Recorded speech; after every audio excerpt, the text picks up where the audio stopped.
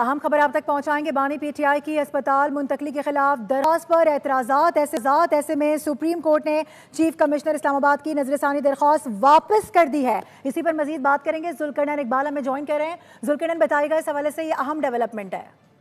ہاں جی بالکل، یہ بڑی اہم پیش رفت ہے جو چیف کمشنر اسلام آباد نے بانی پی ٹی آئی کے اسپتال منتقلی کے احکامات کے خلاف نظر ثانی درخواست دائر کی تھی، اس کے اوپر رجسٹرار آفس نے اعتراضات عائد کر کے اس کو واپس کر دیا ہے۔ اور ہمارے ذرائع یہ بتا رہے ہیں جو اعتراضات رجسٹرار کی جانب سے عائد کیے ہیں وہ ٹیکنیکل نوعیت کے ہیں، جس میں کہا گیا ہے کہ جو نظر ثانی درخواست کے ساتھ پیپر بکس فراہم کی گئی ہیں وہ مکمل نہیں ہے، اور جو مکمل ہیں جو پیپر بکس آج کمپلیٹ ہے اس کے جو صفحات ہیں وہ درست انداز میں نہیں لگے ہوئے تاکہ، اور یہ اعتراضات انہوں نے تجویز کیے تھے رجسٹرار آفس کی جانب سے، جس کے بعد متعلقہ حکام نے اس کا اپروول دیا اور اعتراضات کو فارملی عائد کر کے نظر ثانی درخواست ہے وہ حکومت کو واپس کر دی گئی ہے۔ اب حکومت کے اوپر ہے کہ اگر اس نے دوبارہ نظر ثانی درخواست دائر کرنی ہوئی تو اثر نو ان تمام اعتراضات کو جو ہے دور کرتے ہوئے رجسٹرار آفس نے جو لگائے ہیں دوبارہ سے نظر ثانی درخواست انہوں نے دائر کرنی ہوگی۔ عموماً جو قانونی طریقہ ہے وہ یہ ہے کہ 1 مہینے کے اندر آپ نے آرڈر کے اوپر نظر ثانی درخواست دائر کرنی ہوتی ہے۔ اب صرف 2 سے 3 دن گزرے اس معاملے کو، تو حکومت کے پاس کافی ٹائم موجود ہے کہ